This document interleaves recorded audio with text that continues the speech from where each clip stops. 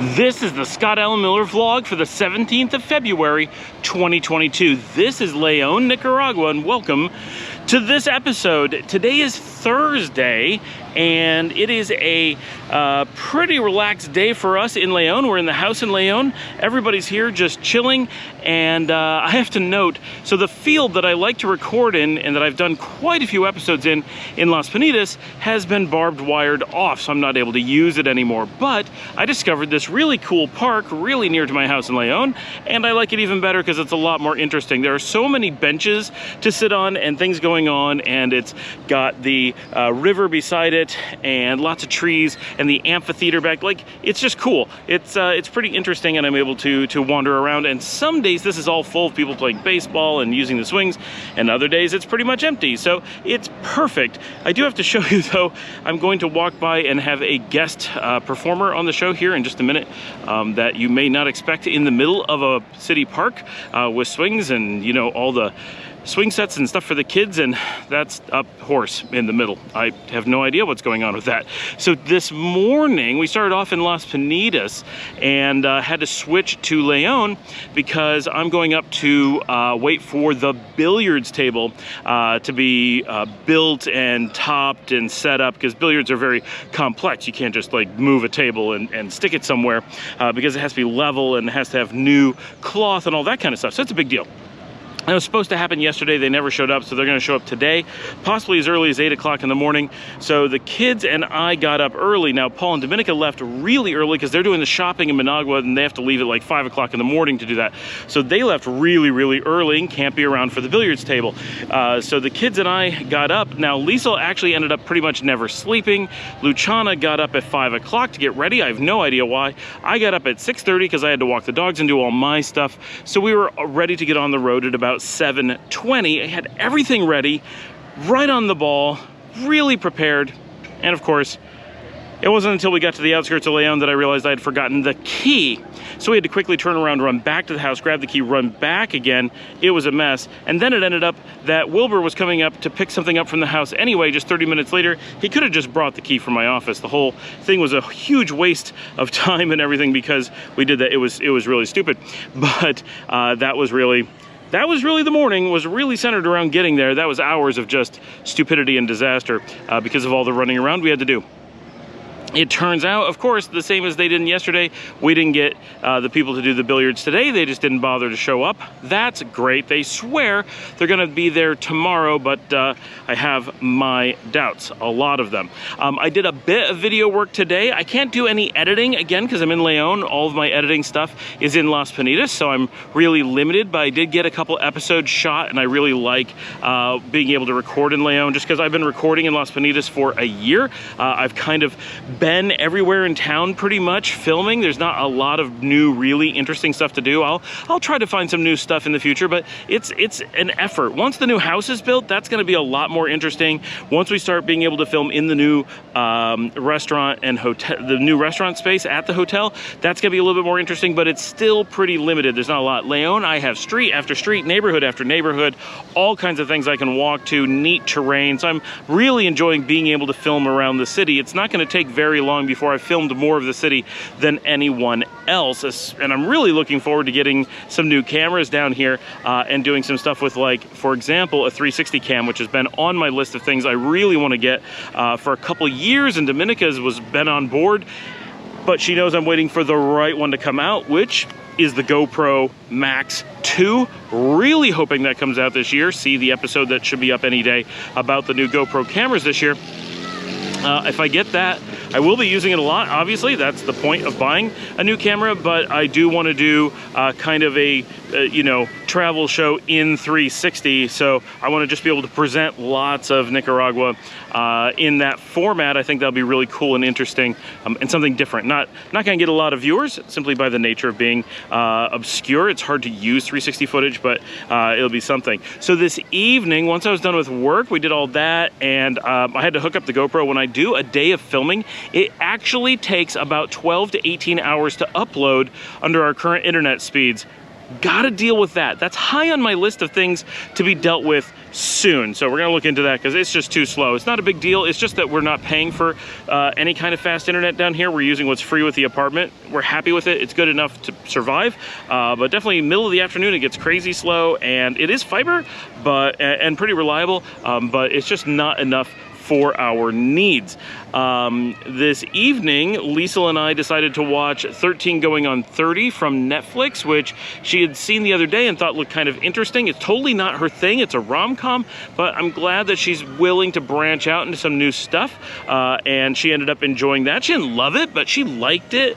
She thought it was cute and kind of funny. And then for dinner, Paul ate when he came back, he ate somewhere else, but we got pizza to try at the house. Now, I've been wanting to experiment with different pizza at the house, and we've tried quite a few in town, and some are relatively expensive because they're fancy and pretty good. Some of the places on the street, you know, they're okay. Some are not that good, but we have one really close to us now, not the one across the street. That's just a personal pizza place. So while it's pizza, I don't think of it as our pizza place. Up on Ruben Dario, the main road near us, if we go straight up to Ruben Dario, is a steakhouse called De Umo, and they are basically our block straight up on Ruben Dario. If you take a right, keep them on your right. The next block on the left, there's two pizza places right there, and the first one is Emmanuel Pizza. It's the nearest full pizzeria to our house, so I started with that. I walked up there tonight, ordered the Familia, which is enormous. It's a really big but traditional round pizza. It's not like a sheet pizza, but it's really big. I would say it was somewhere in the vicinity of 24 pieces that they cut it into, which doesn't indicate much because size of pieces changes, but it's a big pizza.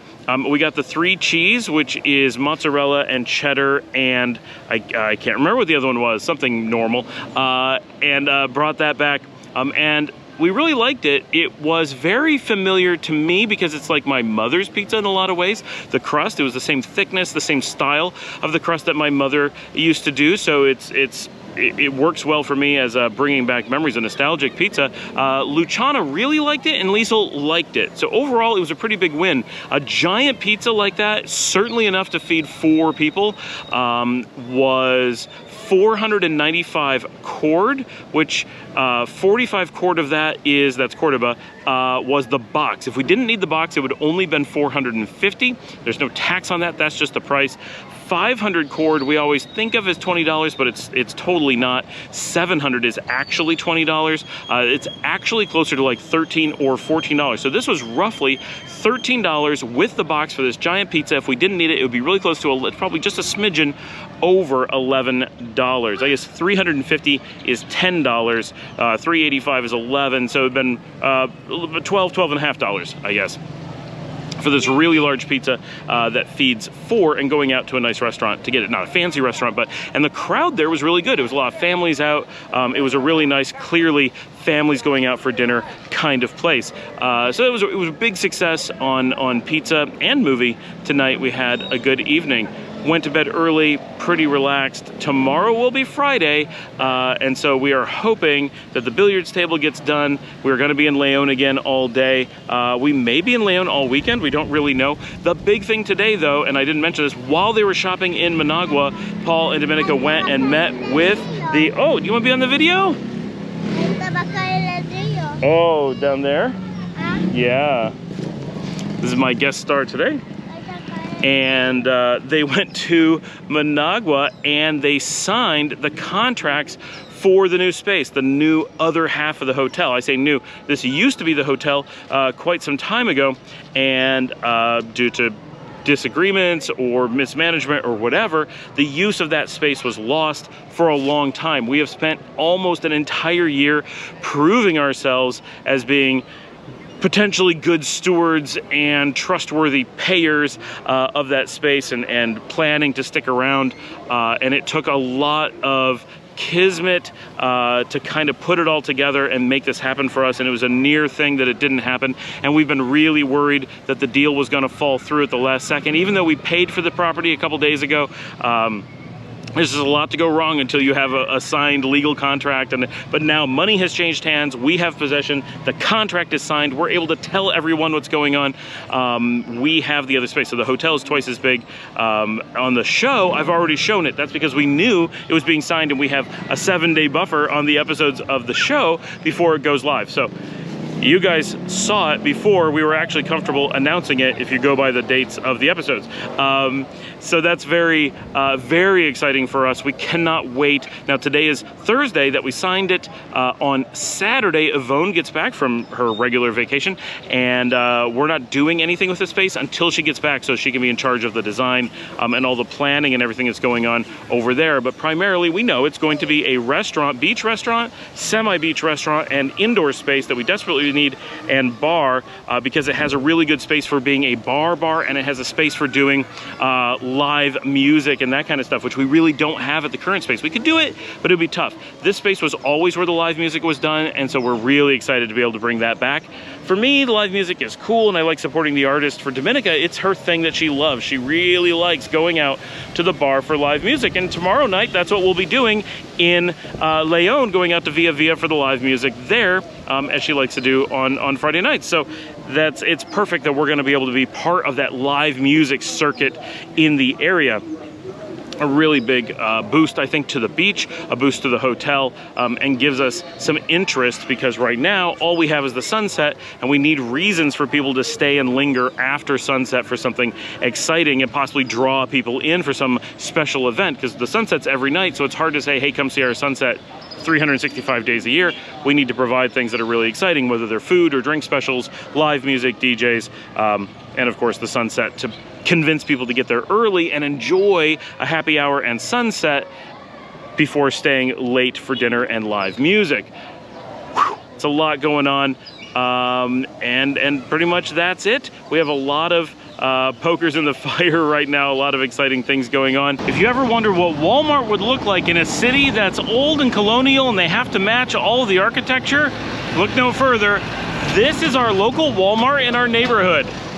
Walmart here is Maxi Pali, and that's it. That is an old colonial structure, and they put Maxi Pali in the middle of it. That's a modern grocery store and department store in the middle of that complex, just 2 blocks from our house. And I will see all of you tomorrow.